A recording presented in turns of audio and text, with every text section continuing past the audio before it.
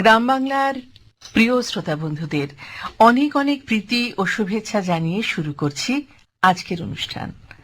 বন্ধুরা, এই অনুষ্ঠানে আমরা বিভিন্ন গুরুত্বপূর্ণ বিষয় নিয়ে আলোচনা করি, আর আপনাদেরও তো সে বিষয়ে খুব খুব আগ্রহ থাকে। আর মাছ চাষের কাজে, সেই সমস্ত কাজে কোন বিষয়টিতে গুরুত্ব দিতে হবে সে বিষয়ে বিশেষজ্ঞরা কিন্তু আপনাদেরকে নানান রকম পরামর্শ দিয়ে যায়। আজ বিশ্ব টুনা মাছ দিবস, একটি গুরুত্বপূর্ণ বিষয়। সেই বিষয়টিতে আমরা বিস্তারিতভাবে আলোচনা করব একটু পরেই। তার আগে স্বাগত জানিয়ে নিই আমাদের আজকের আমন্ত্রিত অতিথিকে। আজকে স্টুডিওতে আমন্ত্রিত হয়ে এসেছেন ডক্টর গোলাম জিয়াউদ্দিন, সহকারী অধ্যাপক, পশ্চিমবঙ্গ প্রাণী ও মৎস্য বিজ্ঞান বিশ্ববিদ্যালয়। নমস্কার। নমস্কার বন্ধুরা, আপনাদের শুরুতেই বললাম যে আজ বিশ্ব টুনা মাছ দিবস। এই টুনা মাছ সম্পর্কে অনেকেরই খুব আগ্রহ রয়েছে এবং জানার অনেক ইচ্ছে রয়েছে। সব তথ্য তো আমাদের কাছে সবসময় পৌঁছয় না, আর যখন আমরা পেয়ে যাই একজন বিশেষজ্ঞকে, তখন বিস্তারিতভাবে সেই বিষয়টি আলোচনা করি। আর এত কেন গুরুত্ব দেওয়া হচ্ছে এই বিষয়টিকে, সে বিষয়টিও আমরা জেনে নেব। তার মানে এই বিশ্ব টুনা মাছ দিবসকে যে পালন করা হচ্ছে, সেখানে কিভাবে পালন করা হয়, কেন পালন করা হচ্ছে, এবং সারা বিশ্বকে কেন সচেতন করে তোলা হচ্ছে যে এই টুনা মাছ সম্পর্কে। কারণ বিশ্বে এর চাহিদা কিন্তু অনেক অনেক। সে কথা কিন্তু আমরা বিশেষজ্ঞের কাছ থেকেই জানবো। আমরা আপনার কাছে প্রথমেই জেনে নিই যে এই যে বিশ্ব টুনা মাছ দিবস আজকে পালন করা হচ্ছে, তার গুরুত্ব কি এবং সেই সম্পর্কে কিছু কথা। শ্রোতৃবৃন্দ যারা রয়েছেন অপর পারে, তাদের সবাইকে বিশ্ব টুনা মাছ দিবসের শুভেচ্ছা জানিয়ে আজকের অনুষ্ঠান শুরু করছি। আমি প্রথমেই যেটা বলবো যে টিউনা মাছ হলো পৃথিবীর সব থেকে বেশি খাওয়া একটা মাছের মধ্যে একটি। এটি ম্যাকরেল গোত্রের একটি মাছ, এবং এর ম্যাকরেল গোত্রের যে বিভিন্ন ধরনের মাছ পাওয়া যায় তাদের মধ্যে রং এবং আকারের পরিবর্তন নিয়ে এই বিভিন্ন ধরনের মাছ থাকে। টিউনা আসলে একটি যাযাবর প্রজাতির মাছ এবং বিশ্বের সমস্ত মহাসাগর জুড়ে এটি পাওয়া যায়, এবং এটি তাজা অবস্থাতেই খাওয়া যায় কিংবা টিনজাত অবস্থাতেও কিন্তু পাওয়া যায়। এই টিউনা মাছকে যদি আমরা আমাদের F1 রেসের গাড়ির সঙ্গে আমরা তুলনা করতে পারি, যেমন F1 রেসের গাড়ি যেমন তার গতির জন্য বিখ্যাত, আমাদের টিউনা মাছ কিন্তু মহাসাগরের জলের মধ্যে গভীর অতলেও এই F1 গাড়ির মতো যেতে পারে, মানে এক জায়গা থেকে এক জায়গায় দ্রুত চলে যেতে পারে এবং অন্য মাছের থেকে অনেক গতিশীল। আচ্ছা।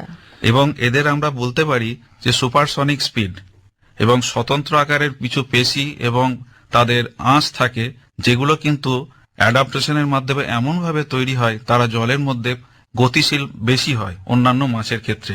যেহেতু টুনা একটা বন্যপ্রাণী বলা যায়, জলের মধ্যে বন্যপ্রাণী, তো সেটা যেহেতু লোকের অগোচরে থাকে, তার যে কি পরিমাণে হারভেস্ট হয়, তার কিভাবে তার নষ্ট হচ্ছে বা তা কিভাবে ধরে ফেলা হচ্ছে যে বংশবৃদ্ধিটাকে ব্যতি রেখে, সেই জিনিসটা কিন্তু লোকেরা বুঝতে পারে না। এর ফলে যেটা হয় যে টিউনা মাছ দিনকে দিন কমে যাচ্ছে, এবং তার ফলে তার একটা সংরক্ষণের প্রয়োজন একটা চলে এসেছিল। সেই প্রশ্নতেই আমরা আসব। আচ্ছা বন্ধুরা, এই যে টুনা মাছ সম্পর্কে অনেকের যেমন আগ্রহ আছে, কিন্তু অনেকে কিন্তু এই টুনা মাছ দেখেননি বা তার সম্পর্কে শুনেছেন, সঠিকভাবে জানেন না। তো সেই বিষয়টি তো আমাদেরকে জানতে হবেই। তার সঙ্গে বলা হচ্ছে যে এটি বিপন্ন প্রজাতিতে পরিণত হয়েছে। এদিকে চাহিদা রয়েছে, এদিকে বিপন্ন প্রজাতিতে পরিণত হয়েছে। তাই টুনা মাছের যেহেতু চাহিদা রয়েছে, এবং আরো শোনা যাচ্ছে, এবং সেটা অবশ্যই আমরা বিশেষজ্ঞের কাছ থেকে জানবো, যে এটি একটি গুরুত্বপূর্ণ খাদ্য উৎস। মানে এর খাদ্যগুণ নাকি, এর পুষ্টিগুণ নাকি আশ্চর্যজনক। তো সেই বিষয়গুলো একটু আমরা জেনে নিই আমাদের বিশেষজ্ঞের কাছ থেকে। যেমন টুনা মাছের মধ্যে একটা হচ্ছে এটা যে একটা হাই প্রোটিন কন্টেন্ট একটা প্রাণী। এখন কিন্তু ডাক্তারবাবুরাও বলেন এবং তার সঙ্গে কৃষি বিশেষজ্ঞ বলেন যে বিষয়টিতে গুরুত্ব দেন কি না, আমাদের শরীরে প্রোটিনের কিন্তু খামতি হওয়া চলবে না। আর সেখানে প্রোটিনের কিন্তু ভরপুর প্রয়োজন যেটা আমাদের শরীরে রয়েছে, সেটা কিন্তু টুনা মাছ যোগাচ্ছে। আর তার সঙ্গে এর সঙ্গে যেটা রয়েছে ওমেগা 3 ফ্যাটি অ্যাসিড, যেটা আপনারা সকলেই জানেন, আমাদের ডাক্তারবাবুরা বলেন করেন যে হার্টের জন্য নাকি ওমেগা 3 ফ্যাটি অ্যাসিড খুবই প্রয়োজনীয়। এবং এ সম্পর্কে আমাদের চাষি ভাইদের আমরা বলে রাখি, একমাত্র অ্যাকোয়াটিক অ্যানিমাল থেকেই কিন্তু ওমেগা 3 ফ্যাটি অ্যাসিড পাওয়া যায়। এবং বাজারে যত রকমের আপনি প্রোডাক্ট পাবেন, তার মধ্যে যে ওমেগা 3 অ্যাসিড যুক্ত খাবার তারা মার্কেটিং করে, সেগুলো সবই কিন্তু অ্যাকোয়াটিক অ্যানিমাল থেকে পাওয়া। সেই ওমেগা 3 ফ্যাটি অ্যাসিড কিন্তু এই টিউনা মাছের মধ্যে প্রচুর পরিমাণে থাকে। এছাড়া ভিটামিন B12 ও প্রচুর পরিমাণে থাকে। কিন্তু এই যে বলছেন যে মাছের যে উচ্চ চাহিদা রয়েছে, মানে চাহিদা রয়েছে কিন্তু মানুষ তাকে পাচ্ছে না, আর সেই জন্য তাকে বিপন্ন প্রজাতিতে সেটা পরিণত হয়েছে, সেই বিষয়গুলোকে একটু যদি বিশ্লেষণ করে দেন। টিউনা ফিশারির যে অবস্থান সেটা আমরা যদি দেখি, তাহলে 2011 সালের আগে আমাকে একটা জায়গায় যেতে হবে। যে 2011 সালে একটা স্টাডি করা হয়, সে স্টাডিতে যেটা পাওয়া যায় যে সারা পৃথিবীতে টিউনা ফিশের সংখ্যা উল্লেখযোগ্যভাবে হ্রাস হয়েছে। হ্রাসটা এত পরিমাণেই হয়েছে যে 13টা মাছের মধ্যে 13টাই হচ্ছে বিপন্ন প্রজাতিতে চলে যায়। কেন হয়েছে? তার মেন কারণ হচ্ছে মানুষের অত্যধিক লোভ, এবং এই মাছের যে গ্রহণযোগ্যতা মানুষের কাছে, নট অনলি খাবার হিসেবে, এছাড়াও ওষুধ এবং অন্যান্য শিল্পে কিন্তু এই মাছের বিভিন্ন অংশের ব্যবহার হয়। এর ফলেই কিন্তু সেই মাছকে আমরা প্রচুরভাবে হারভেস্ট করে নিয়েছি, তার ফলে আমরা আজকে এই অবস্থায় এসেছি। কিন্তু 2011 সালে আমাদের যে ফুড এবং এগ্রিকালচার অর্গানাইজেশন, বা আমরা যদি বলি যে ইউএন এর যে ফুড অ্যান্ড এগ্রিকালচার অর্গানাইজেশন, তারা কিন্তু একটা উদ্যোগ নেয়। তারা একটা স্টাডি করে এবং স্টাডির মাধ্যমে তারা একটা দীর্ঘমেয়াদী পরিকল্পনা নেন। সেই পরিকল্পনার মধ্যে তারা বিভিন্ন রকম সংরক্ষণের উপায় তারা করেছেন। তার ফলে 2019 সালে আবার যখন একটা স্টাডি হয়, তাতে দেখা যায় কিন্তু সেই 13টা মাছের মধ্যে, 13টা স্পিসিসের মধ্যে টুনার 13টা প্রজাতি, 13টা প্রজাতির মধ্যে 8টা প্রজাতি কিন্তু এই সংরক্ষণের অধীনে হওয়ার জন্য তারা সরে এসেছে। একদম যেখানে চলে গেছিল যে এরপরে অবলুপ্ত হয়ে যাবে, সেখান থেকে এমন একটা জায়গায় এসেছে যে আমরা যদি চিন্তা ভাবনা করে যে আমরা একটা কন্ট্রোলের মাধ্যমে যদি সেইটাকে হারভেস্ট করি এবং আমাদের কাজে লাগাই, তাহলে কিন্তু আমরা সেটাকে যতদিন পৃথিবী থাকবে ততদিন আমরা সেই মাছটাকে পেতে পারবো। তার জন্য খুবই আনন্দের বিষয়। হ্যাঁ, তার জন্য আমরা কতগুলো পদ্ধতি আমরা করেছি। যেমন মেরিন স্টুয়ার্ডশিপ কাউন্সিল, এই মেরিন স্টুয়ার্ডশিপ কাউন্সিল একটা অর্গানাইজেশন ওয়ার্ল্ড ওয়াইড, যারা সার্টিফাই করে যে এই মাছ যেটা টিউনা আমরা যেটা পেয়েছি সেটা সঠিকভাবে চাষ করা, এবং একটা সার্টিফিকেট তাকে দেওয়া হচ্ছে যে এটা কোনোভাবেই ইকোসিস্টেমের উপর কোনো চাপ ফেলছে না, যাতে কিনা সেটা আবার এন্ডেঞ্জার্ড হয়ে যায়। এই সার্টিফিকেট যুক্ত যদি কোনো মাছ আমরা যদি খাই, তাহলে আমরা জানবো যে এই মাছটা খেলে প্রকৃতির কোনো ক্ষতি হবে না এবং এই মাছটারও সংখ্যার কোনো ক্ষতি হবে না। তার মানে অনেক যে মাছ আমরা দেখছি বিরল বা বিপন্ন প্রজাতির যে কিছু মাছ রয়েছে, হারিয়ে যাচ্ছে, তাদের মধ্যে টুনা একটি সেই রকম একটি মাছ যা বিপন্ন প্রজাতির হতে চলেছিল, কিন্তু সেটা আমরা সেখান থেকে অনেকটাই সরে এসেছি, এটাই বলছেন তো আপনি?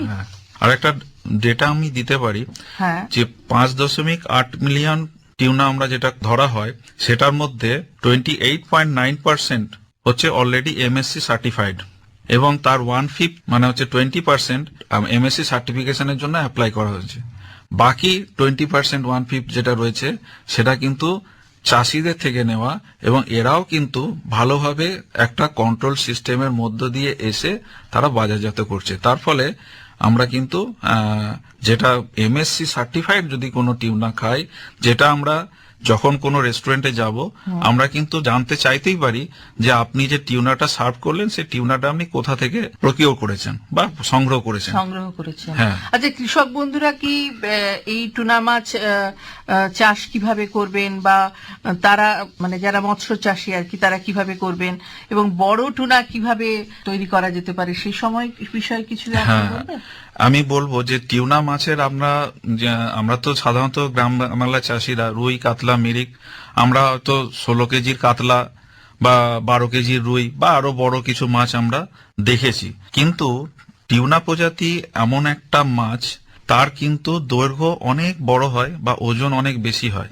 এই প্রজাতির যে মাছগুলো পাওয়া যায়, যেমন স্কিপজ্যাক টিউনা, ব্লুফিন টিউনা, তারপর হচ্ছে অ্যালবাকোর টিউনা, ইয়েলোফিন টিউনা, এই বিগ আই টিউনা, এই সবগুলো এই মাছগুলোর মধ্যে সব থেকে ছোট হলো স্কিপজ্যাক টিউনা, এবং প্রচুর পরিমাণে পাওয়া যায় এই মাছ, এবং 2 বছর বয়সে দৈর্ঘ্য প্রায় 1 মিটার পর্যন্ত বৃদ্ধি পায়। প্রাপ্তবয়স্ক ইয়েলোফিন এবং বিগ আই টিউনা প্রায় একই আকারের হয়, 40 থেকে 180 সেন্টিমিটারের মধ্যে দৈর্ঘ্য হয়, এবং ইয়েলোফিন টিউনা 2 বছর বয়সে সম্পূর্ণরূপে বেড়ে ওঠে, এবং বিগ আই টিউনা 3 বছর বয়সে পরিপক্ক হয়।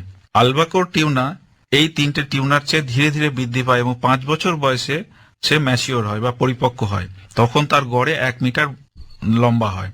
সব থেকে বড় টিউনা হলো ব্লুফিন টিউনা, যেটা কিনা 2 মিটার পর্যন্ত পরিমাপ করতে পারে, এবং তার প্রাপ্তবয়স্ক হতে 5 থেকে 10 বছর পর্যন্ত সময় নিতে পারে। এবং আমি আপনাকে একটা বলবো যে যে স্পিসিস ধরে ধরে যেগুলোর এখন কারেন্ট স্ট্যাটাস যেটা এখন রয়েছে, এগুলো সবই কিন্তু বিপন্ন প্রজাতির বিভিন্ন ভাগ আছে। সেই ভাগগুলো আপনি ভাববেন না যেগুলো সবই খুব ক্রিটিক্যাল কিছু আছে। যেমন আটলান্টিক ব্লুফিন টিউনা, এটা কিন্তু এন্ডেঞ্জার্ড অবস্থায় রয়েছে। কোন সমুদ্রে বেশি পাওয়া যায়? এটা আটলান্টিক সাগরে। এই সবই কিন্তু মহাসাগরে পাওয়া যায়, এবং সব মহাসাগরেই কিছু না কিছু টিউনা পাওয়া যায়। সব সাগরেই পাওয়া যায়, প্যাসিফিক, আটলান্টিক, মেক্সিকো উপসাগর এবং ভারতীয় মহাসাগরও পাওয়া যায়। জেনারেলি 3টে পাওয়া যায়। তো আটলান্টিক ব্লুফিন টিউনা সেটা ধরুন এন্ডেঞ্জার্ড স্ট্যাটাসে রয়েছে। Albacore tuna near threatened, southern bluefin tuna critically endangered, big eye tuna vulnerable. মানে কোন কোন প্রজাতির মাছ খুব বিপন্ন বা তাদেরকে আবার ফিরিয়ে আনা যাচ্ছে, সেইগুলো একটু যদি মানে সহজ করে বলেন। যদি আমি বলি, সব থেকে এই যেগুলো বললাম তার মধ্যে সব থেকে খারাপ অবস্থা হচ্ছে সাউদার্ন ব্লুফিন টিউনা। আর আমি যেটা বললাম 2011 সালের পর থেকে আজকের পরিস্থিতি অবধি যেটা ক্রিটিক্যালি এন্ডেঞ্জার্ড ছিল, সেই অবস্থা থেকে অনেকটা সরে এসে এন্ডেঞ্জার্ড, ভালনারেবল বা লিস্ট কনসার্ন মানে যেটা নিয়ে চিন্তার কোনো কারণ নেই। তো এই অবস্থায় আমরা আসতে পেরেছি। তার জন্য বাকিগুলো তো আস্তে আস্তে কাজ চলছে। সেই কাজ চললে 2027 সালের মধ্যে আমাদের এফএও বা ইউএন এর একটা টার্গেট আছে যে আমরা ম্যাক্সিমাম যারা পৃথিবীর জনসংখ্যা আছে, তারা কিন্তু যে একটা কন্ট্রোলড উপায়ে আমরা যেন টিউনা মাছ ভক্ষণ করতে পারি বা পেতে পারি, এবং সেটা হচ্ছে ইকোসিস্টেমের উপর কোনো প্রেসার না রেখে। এটা 2027 সালের মধ্যে আমাদের ইউএন এর টার্গেট। মানে কত, এই যে বলছিলেন যে বিপন্ন হয়ে যাচ্ছিল, সেটা কত শতাংশ বেড়েছে? এটা ওই যে আমি বললাম যে 13টা স্পিসিসের মধ্যে 13টাই চলে গেছিল, তার মধ্যে 8টা ফিরে এসছে, 5টা এখনো বাকি আছে। সেটার কি কাজ চলছে? সেটার কাজও চলছে, সে কন্ট্রোল সিস্টেম এখনো চলছে। আচ্ছা, এই টুনা মাছ কিভাবে ধরা হয় সেটা একটা খুব গুরুত্বপূর্ণ বিষয়। যে কোনো মাছ ধরতে আমাদের যেটা লাগে হচ্ছে ফিশিং ফ্লিট, ক্রাফট এবং গিয়ার। এটা আমি যদি বাংলায় বলি, যেমন আমরা নৌকো দরকার হয় আমরা মাছ ধরতে গেলে, আর একটা লাগে জাল। তো এই জালটাকে আমরা বলি গিয়ার। 3 ধরনের জাল বা গিয়ার ব্যবহার করে আমরা টিউনা মাছ সাধারণত ধরা। যেহেতু মহাসাগরের ব্যাপার, সেগুলো আপনি বুঝতেই পারছেন তার বিশালতা। তার মধ্যে প্রথম হচ্ছে লং লাইন এক ধরনের গিয়ার বা জাল, সেটা দিয়ে টিউনা ধরা হয়। পোল অ্যান্ড লাইন, এটা দিয়ে এটা ধরা হয়, টিউনা ধরা হয়। আর একটা হচ্ছে পার্সিন, সেটাও এক ধরনের নেট। এটা সবই এগুলো হচ্ছে মেকানিক্যাল। এটা সবই হচ্ছে মেকানিক্যাল, এবং মেকানিক্যাল বলে যে সমস্ত মৎস্য চাষিরা আপনারা শুনছেন, আপনারা খাতা কলম নিয়ে বসে যান, বিশেষজ্ঞ যে বিষয়গুলি বলছে সেগুলো একটু যদি আপনারা লিখে নেন, তাহলে আপনাদেরও সুবিধা হবে। আর কি এই বিষয়ে কিছু বলবেন যে আর কিভাবে তাদেরকে ধরা হয়? তার মধ্যে লং লাইন, সব থেকে লং লাইন জাল দিয়ে মাছটা ধরার সব থেকে সুবিধা। কিন্তু এক্ষেত্রে দেখা যাচ্ছে ভারতবর্ষের যদি আমি অবস্থাটা বলি যে টিউনা ফিশারির কি অবস্থা, তো আমাদের স্কিপজ্যাক টিউনা, বিগ আই টিউনা আর অ্যালবাকোর টিউনা, 3 ধরনের টিউনা। ভারতবর্ষ সঙ্গে বাংলাদেশও যদি বলেন তাহলে ভারতীয় মহাসাগর বাংলাদেশের অবস্থাও একই। এই 3 ধরনের টিউনা পাওয়া যায়। তো এটা মোটামুটি আমাদের হচ্ছে ডেভেলপিং স্টেজে, মানে একটা উন্নয়নশীল টিউনা ফিশারির উন্নয়নশীল অবস্থা। আমরা উন্নয়নশীল দেশ, আমাদের টিউনা ফিশারির যে অবস্থা সেটা উন্নয়নশীল। ভারতবর্ষে যেহেতু 3 ধরনের আমরা যে মাছ বললাম, সেই 3 ধরনের মাছের জন্য আমরা পোল এবং লাইন, লং লাইন এবং পার্সিন, এই 3 ধরনের গিয়ার বা জাল ব্যবহার করে আমরা টিউনা মাছের হারভেস্ট করে থাকতে পারি। আমাদের সম্ভাবনা টিউনা মাছ ধরার হচ্ছে 2,13,000 টন, যেখানে ইউলোফিন টিউনা আমরা 54 স্কিপজ্যাক টিউনা 40% এবং বিগাই টিউনা 6% আমরা আহরণ করতে পারি। কিন্তু আমাদের আহরণের পরিমাণ একটু কমের দিকে। এর মেন কারণ হচ্ছে আমরা আমাদের যে ফিশিং ফ্লিট রয়েছে সেগুলি কিন্তু লং লাইনারে রূপান্তরিত করতে পারছি না। তার জন্য আমাদের যে সামুদ্রিক পণ্য রপ্তানি ও উন্নয়ন কর্তৃপক্ষ রয়েছেন তারা কিন্তু একটা প্রকল্প নিয়েছেন যাতে করে আমরা এই বেশি করে এই মাছ আমরা ধরতে পারি। আচ্ছা আচ্ছা, টুনা মাছ কি খায়? তার খাদ্য কি অন্য মাছের থেকে আলাদা? টিউনা মাছ হচ্ছে আপনার এটা তো কার্নিভোরাস বটেই, মানে যারা হচ্ছে প্রাণীজ পদার্থ খেয়ে থাকে। তার মধ্যে ছোট মাছের ছোট ছোট যে মাছ তাদের সঙ্গে থাকে সেগুলোকে তারা খেয়ে থাকে। আচ্ছা, তার মধ্যে স্কুইড, বিভিন্ন ধরনের ক্রাস্টেশিয়ান, কাটল ফিশ, এগুলো কিন্তু তারা এরা নাকি শারীরবৃত্তীয় ভাবে অন্য মাছের থেকে আলাদা। হ্যাঁ, এরা শারীরবৃত্তীয় হয়ে অন্য মাছের থেকে আলাদা এই কারণেই যে আমরা জানি যে মাছ হচ্ছে রক্ত তাদের ঠান্ডা হয়, কিন্তু টিউনা এমন একটা মাছ তাদের কিন্তু রক্ত টেম্পারেচার কিন্তু এনভায়রনমেন্টের থেকে একটু বেশিই থাকে। তার মানে টুনা মাছ হচ্ছে উষ্ণ রক্তের মাছ। উষ্ণ রক্তের মাছ, এটাই হচ্ছে এদের একটা ব্যতিক্রমী বৈশিষ্ট্য। এছাড়াও এরা তাদের বিভিন্ন ফিন এবং ফিন রেজ এবং তাদের লেজ এই সবই কিন্তু এমন ভাবে তারা অভিযোজন করা থাকে যাতে করে কিনা তারা জলের মধ্যে প্রচুর গতিতে যাতায়াত করতে পারে। আর এই যে মাছ আমরা বন্ধুরা যেটা দেখছি যে অন্যান্য মাছ হচ্ছে শীতল রক্তের মাছ, কিন্তু টুনা মাছ কিন্তু উষ্ণ রক্তের মাছ, এবং ছোট ছোট মাছ তার সঙ্গে সঙ্গে অক্টোপাস বা হ্যাঁ, ছোট ওর মুখের সাইজে ছোট যে কোনো প্রাণী মাছ, ছোট মাছ ওরা খেয়ে থাকে।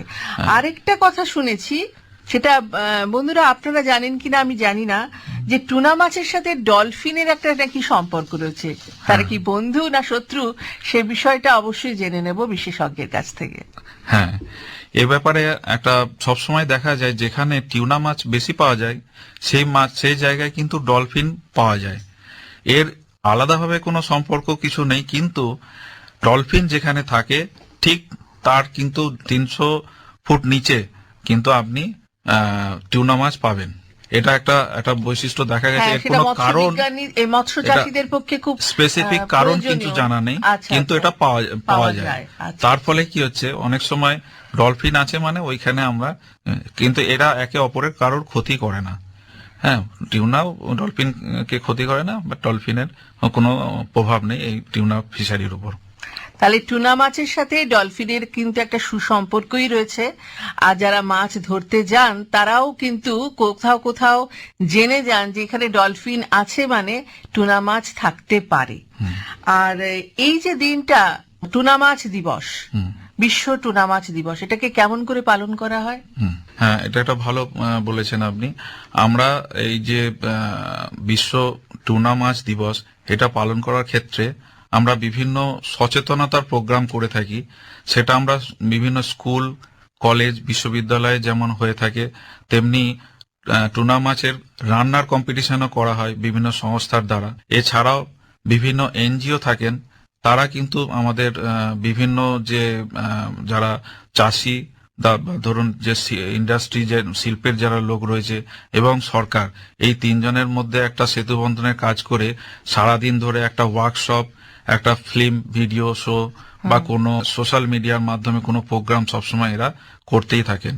এছাড়া ভারত সরকার এই টিউনা মাছের প্রসারের জন্য মাছের যে প্রজেক্ট চলছে স্যাট টিউনা বলে, এই স্যাট টিউনা প্রজেক্টের মাধ্যমে যে WBGIS এই এবং ইমেলের মাধ্যমে যে চাষি ভাই WBGIS, হ্যাঁ WBGIS, WEBGIS এবং ইমেলের মাধ্যমে তাদেরকে চাষি ভাইদের বা যাদের স্টেক হোল্ডার যারা রয়েছে তাদেরকে কিন্তু বিভিন্ন ধরনের তথ্য পাঠানো হয়। সেই তথ্যের মাধ্যমে তারা কিন্তু মাছ ধরলে, তারা যদি ফিশিং ফ্লিট নিয়ে যান সেখানে কিন্তু মাছ পাবেন। এবার সেটা কিভাবে তারা করে, যেমন আমাদের 3টে জিনিস আছে: সি সারফেস টেম্পারেচার, আমরা যেখানে মাছ থাকে, মাছ সেখানে আছে কিনা সেখানে না জেনে যদি চলে যায় সেখানে তো হ্যাঁ। মাছ পাবো না। হুম। সেই জন্য আমাদের রিমোট সেন্সিং এর মাধ্যমে আমাদের ভারত সরকার বিভিন্ন প্রজেক্ট আছে, সেখানে আমরা সি সারফেস টেম্পারেচার, ক্লোরোফিল এবং তার সঙ্গে আছে জলের স্বচ্ছতা, এই তিনটের উপর নির্ভর করে আমরা কিছু তথ্য ছবি আমরা পাই। সেই ছবিগুলো ইন্টারপ্রেট করে আমরা চাষি ভাইদের বা জেলেদের বা যারা এই কাজের সঙ্গে যারা যুক্ত তাদেরকে দেওয়া হয়। এই তথ্যটা তারা এইভাবে পেতে পারে। এইভাবে পেতে পারেন এবং কোথায় তারা তথ্যটা পাওয়ার জন্য তারা ওই যে আমাদের যে ইন্ডিয়ান রিমোট সেন্সিং এজেন্সি আছে হায়দ্রাবাদে, হ্যাঁ, এদের সঙ্গে যোগাযোগ করলে এরা তাদের নাম এন্ট্রি করা থাকবে, আপনাদের সঙ্গে পশ্চিমবঙ্গ প্রাণী ও মৎস্য বিজ্ঞান আমরাও হ্যাঁ, আমাদের সঙ্গে যোগাযোগ করলে আমাদের মাধ্যমেও তারা আলটিমেটলি সেখানেই যেতে হবে ওদের। আচ্ছা, সমুদ্রে টুনা মাছ যে রয়েছে তারা মানে কোন জায়গাটায় রয়েছে, কোন স্তরে থাকে তারা? যেমন আমি এই তিনটে মাছ বললাম যে মোটামুটি 300 ফুট, ডলফিনে 300 ফুট নিচে থাকে। তার মধ্যে এই যে অ্যালবাকোর ফিশটা, এটা কিন্তু অনেক তলায় থাকে। অ্যালবাকোর ফিশটা 300 ফিট নয়, আরো গভীর জলের মধ্যে থাকে। তার ফলে তাদের মধ্যে কিন্তু যে ওই জলের ঠান্ডাটা সহ্য করার মতো তাদের কিন্তু ফ্যাটের একটা আস্তরণ থাকে। বাকি যে মাছগুলো এই উপর থেকে 300 ফুটের মধ্যে পাওয়া যায়। আরেকটা কথা বন্ধুরা, আমরা বারবার সব বিষয়ে আমরা আলোচনা করি, যেমন পরিবেশ সচেতন আমরা হয়েছি আগের থেকে অনেক বেশি, কারণ আমাদের প্রয়োজন হয়েছে আমাদের ভবিষ্যৎ পৃথিবীকে সুন্দর করে রাখার জন্য, তেমনি খাদ্য শৃঙ্খল এবং বাস্তুতন্ত্রকে বজায় রাখার জন্য মাছ যে একটা গুরুত্বপূর্ণ বিষয় সেটাও কিন্তু আমরা সকলেই জানি এবং সেই ব্যাপারে আমরা সকলে সচেতন হওয়ার চেষ্টা করছি। তো সেই বিষয়ে আমরা জেনে নিই যে শুধু তো টুনা মাছ নয়, আরো অনেক বিপন্ন মাছ রয়েছে, তারা যে এই যে হারিয়ে যাচ্ছে। আমরা ছোটবেলায় যে সমস্ত মাছ দেখতে পেতাম সেই মাছ দেখতে পাচ্ছি না। শহরাঞ্চলের যারা শিশুরা বা বড় হচ্ছে যারা, তারা অনেক মাছ সম্পর্কে জানেই না। সেই মাছগুলো সম্পর্কে একটু যদি তথ্য দেন আমাকে, যে তাদেরকে কিভাবে ফিরিয়ে আনা হবে বা তারা কেমন অবস্থানে আছে, খুব সংক্ষেপে। যেমন আমরা যেটা প্রথমে আমরা বলি যে, আমি একটা মানে ছোট ঘটনা দিয়ে বলি। এখন যদি কোনো বাচ্চাকে জিজ্ঞেস করা হয়, বাবা এই চাল কোথায় পাওয়া যায় বা মাছ কোথায় পাওয়া যায়, সে বলবে মলে পাওয়া যায়, মল তৈরি করে। কিন্তু সে জানেই না যে এই চাল বা মাছ এটা চাষি ভাইরা তৈরি করেন আমাদের জন্য। তো যাই হোক, অবস্থা সেই জায়গায় চলে এসছে। তো আমাদের সব থেকে মাছের ক্ষেত্রে আমরা যেটা বলবো, যদি আমাদের যে মৌরলা, পুঁটি, হ্যাঁ, তারপরে আমরা বিভিন্ন ধরনের যে ছোট ছোট স্মল ইন্ডিজিনাস ফিশ, মানে লোকাল কই, মাগুর, মাগুরটা তাও অনেকটা ফিরে এসছে। তার কারণ হচ্ছে তার ডিম থেকে বাচ্চা তৈরি করার যে পদ্ধতিটা আমরা স্ট্যান্ডার্ডাইজ করতে পেরেছি বলে অনেকটা ভালো পজিশনে আছে। বাকি মাছগুলোর ক্ষেত্রে ল্যাটা, শোল, বোয়াল, এই মাছগুলোর কিন্তু অবস্থা খুবই খারাপ এখন। তো আমি যেটা মানে এটা অবস্থা খারাপ বলে কিছু লাভ হবে না। যেটা আমি চাষি ভাইদেরকে বলবো, আপনারা যদি মাছ চাষ করছেন, মাছ চাষ করার জন্য আপনারা যখন পুকুর তৈরি করেন, সে পুকুর তৈরি করার সময় আপনাদের পুকুরে অযাচিতভাবে কিছু মাছ কিন্তু থাকে, ওইগুলোই কিন্তু খুব হাই ভ্যালু মাছ। সেই হাই ভ্যালু মাছের মধ্যে সেগুলোকে না মেরে ফেলে যদি আপনাদের অন্য একটা পুকুর থাকে, আপনি তো রুই, কাতলা, মৃগেল চাষ করতে যান যেটা মার্কেট আছে, ভালো কথা, আপনি ওই পুরো আপনার আগের মাছগুলোকে আপনি অন্য জায়গায় সরিয়ে দিন, তাদেরকে না মেরে ফেলে অন্য জায়গায় অন্য পুকুরে সরিয়ে দিন, যে পুকুরটা আপনি ব্যবহার করছেন না। আর স্পেসিফিক এই পুকুরটা আপনি এই মাছের জন্য ভালো লাভ করতে পারবে বলছে। হ্যাঁ, এবং এই যে আপনি রুই, কাতলা, মৃগেল থেকে লাভ করলেন আপনার মতো করে, কিন্তু যে পুকুরে আপনি সরিয়ে নিলেন ওই মাছগুলোকে, ওই মাছগুলো থেকেও আপনি দেখা যাবে হয়তো 1 লাখ, 1.5 লাখ, 2 লাখ আপনি আয় করতে পারবেন।